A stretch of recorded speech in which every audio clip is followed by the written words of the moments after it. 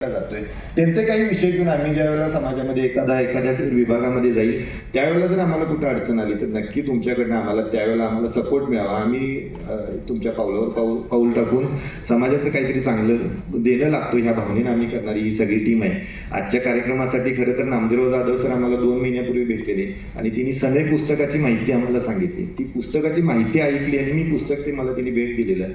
ते वाचल्यानंतर मला लक्षात आलं की शिवाजी महाराज घडण्यामध्ये ज्या 70 विद्या होत्या त्या कुणीतरी एकत्र आणल्या. मी गेल्या अनेक दिवसापासून त्यासाठी प्रयत्न करायला लागलेलो की शिवाजी महाराजांनी आग्र्यामधनं सुटले खरे पण ते सुटायचं कसं जीव धोक्यात आल्यानंतर हे सांगणारं कोण, कुठलं साहित्य वाचून मी अनेक लेखकांना विचारायचो पण माझी ती भूक भागत नव्हती. पण सनई पुस्तकामुळे मला वाटलं की बाबा अतिशय भारी आहे. त्यामुळे आम्ही ठरवलं की जाधव सरांचा आपण माझ्याबरोबर एकट्यालाच फक्त फायदा नव्हता, माझ्या आजूबाजूच्या अवतीभोवतीच्या कोल्हापुरातल्या अनेक लोकांना त्याचा लाभ व्हावा आणि त्यांच्या जीवनामध्ये सुद्धा भरभराट व्हावी किंवा ते आपले जे काही लहान लहान विषय अडचणीचे असतात ते सुटावेत, मानसिकरित्या पुढे जावं आपण, अशा पद्धतीचं एक धोरण ठेवून आम्ही हे काम केलं.